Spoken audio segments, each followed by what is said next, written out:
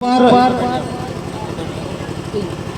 जो सम्मानित साथी सामने बैठे हैं और मंचासीन है, ये बहुत बड़ा सौभाग्य प्राप्त हुआ है इस प्रकृति का कि आपको यहाँ बैठने का ये समय मिला, सद्बुद्धि मिली, ये आपको समय मिल गया।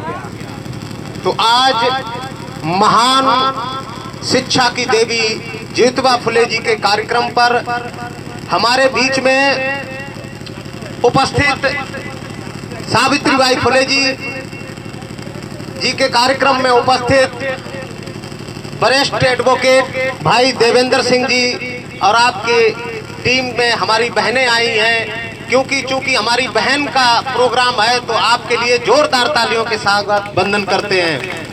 डॉक्टर अखिलेश जी, धीरेन्द्र राजपूत जी, जो हमेशा सामाजिक न्याय के लिए लड़ते रहते हैं। इसी बीच में भाई अखिलेश यादव जी और संगठन के प्रणेता संरक्षक आज हमारे आपके बीच में, हम डीएम मान के चलते जिलाधिकारी होते, लेकिन त्रुटिपूर्ण कमियों की वजह से आप रह गए। 4 बार यूपीएससी को हासिल किया और इंटरव्यू में फेल कर दिया गया। आदरणीय राधे श्याम यादव जी, जो इतना संघर्ष करके आज उन्होंने कहा कि मुझे बाबा जी के पदचिन्हों पे चल करके मैं समाज को जागरूक करेंगे, तो ऐसी शख्सियत आपके बीच में उपस्थित हैं। आदरणीय हमारी अध्यक्षा जी, हमारे बीच में बहुत तेज तर्रार समाज सेवी आरजे चौधरी साहब, जिनके विचार सुनकर के मुझे बहुत स्फूर्ति मिली, और आदरणीय सुशील जी बहुत अच्छे से, जब इनकी विचारधारा इतनी ताकतवर है और मजबूत है तो समाज का भला भी बहुत अच्छे से कर रहे होंगे। हमारे भाई अरुण कुमार साख जी और आदरणीय शास्त्री जी, आप सभी का हृदय से वंदन और अभिनंदन करते हैं। और सम्मानित हमारी बहनें और भाइयों, हमें इस गांव का बहुत अच्छा कल्चर लगा कि हमारे भाई पीछे खड़े हैं, लेकिन हमारे बच्चों से उन्होंने सीट नहीं ली है, छोटे छोटे बच्चों को कुर्सी पे बिठाया हुआ है, तो ये एक बहुत अच्छा संकेत मिल रहा है। और इस संकेत की कड़ी में मुझे एक शख्सियत जो आज खींच करके लाई है हम सबको, मुझे तो बड़ा अद्भुत विलक्षण प्रतिभा के धनी दिख रहे हैं भाई हमारे प्रताप सिंह जी, और इनका साथ दे रहे गुरदीप गौतम जी। आप दोनों का हृदय से वंदन और अभिनंदन करते हैं। ऐसी व्यवस्था और ऐसे मंच अगर सजने लगे गांव गांव में, अगर मोहल्ले मोहल्ले में सजने लगे तो जागरूकता होती देर नहीं लगेगी। लेकिन हमें मंच तो दूसरे सजा के दिए जाते हैं, अगरबत्ती और धूप में इतना उसमें मुग्ध कर दिया जाता है कि हम असलियत को भूल जाते हैं। जैसे देसी घी की असली महक हम भूल जाते हैं नकली के आगे, ऐसे ही हम जिस रास्ते पे चल करके हमारा भविष्य होगा वो हम भूल जाते हैं। हमारी माताएं बहनें, क्योंकि आज हमारी सावित्री बहन जी की जयंती है, हम सबसे ज्यादा अपनी माताओं बहनों से बात करना चाहते हैं।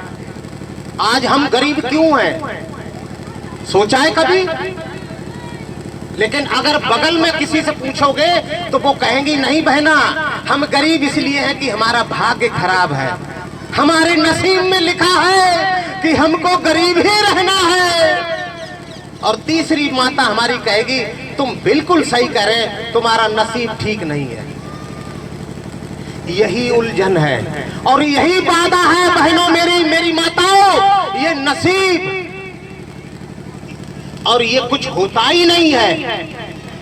अगर तुम सोच लो कि मेरा बच्चा एक अगर पढ़ जाएगा तो 7 पीढ़ियों में ये गरीबी, बदनसीबी ये झांकने को नहीं मिलेगी। अगर पहले सोच लिया होता, अगर किसी ने एक बार संकल्प ले लिया होता कि मैं अपने एक बच्चे को पढ़ाने के लिए मैं झोपड़ी डाल करके रह करके एक बच्चे को पढ़ाएंगे, तो तुम्हारे घर में ये गरीबी नहीं होती। आज किसी भी गांव में हम जाते हैं तो अच्छी ईंट और मकान और साफ सफाई देखते हैं तो सबसे पहले पता चलता है कि इनके घर में लेखपाल हैं, इनके घर में टीचर हैं, इनके घर में इंजीनियर हैं। ये कैसे आए? ये सभ्यता कैसे आई? ये तरक्की कैसे आई? ये शिक्षा से आई। उनके घर में किसी ने संकल्प लिया होगा पढ़ाने का, लेकिन हम ज्यादा से ज्यादा संकल्प लेते हैं कि राह चलते कहीं न कहीं एक कोई चीज ऐसी गाड़ी अंधविश्वास के सहारे और हम सब उड़िल पड़े, अपनी गाड़ी कमाई उस पर लुटा दी और बदले में नसीब और बदनसीबी यही मिलती है। तो माताओं बहनों, एक बहन ने 100 साल पहले इतना बड़ा त्याग किया, क्या आज से हम त्याग करने का संकल्प ले सकते हैं कि नहीं ले सकते हैं? ले सकते हैं। और ये गरीबी, ये बाधा नहीं बनेगी तुम्हारी पढ़ाई के, बच्चे की पढ़ाई में। आप सोच लेना कि मैं बच्चे को पढ़ाने के लिए तैयार हूँ, तो प्रताप सिंह जैसे, गुरदीप सिंह जैसे बहादुर शास्त्री आपके मदद करने के लिए खड़े हो जाएंगे। और ये तमाम जमात जो बैठी है ऐसे बच्चों को पढ़ाने के लिए पूरी ताकत से मदद करेंगे, आगे बढ़ाने का काम करेंगे। बस संकल्प आपको लेना है कि हम अपने बच्चों को पढ़ा करके समाज में सबसे ज्यादा ताकतवर बनाएंगे। और तब तुम्हें समझ में आ जाएगा, जैसे ही बच्चा पढ़ेगा, कि आज मेरे अधिकार को कौन छीन रहा है।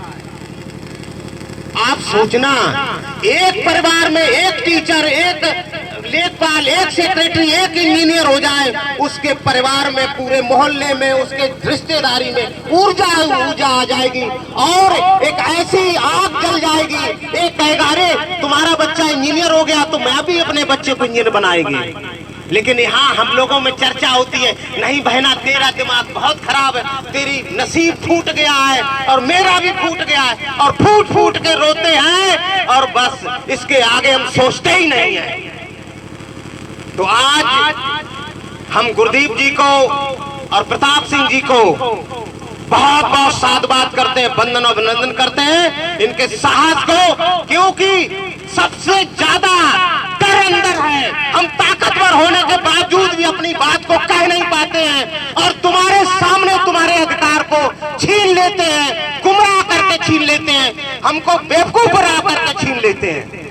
तो ऐसी दोनों शख्सियत को, जिनके बुलावे पे ये तमाम शख्सियत उपस्थित हुई हैं, बार बार वंदन अभिनंदन करते हैं। और मैं चाहते हैं इन शख्सियतों को, प्रताप सिंह जैसे तेज तर्रार लोगों को अगर आगे बढ़ाया जाएगा, इस क्षेत्र का जरूर इतिहास होगा। जय भीम, जय संविधान।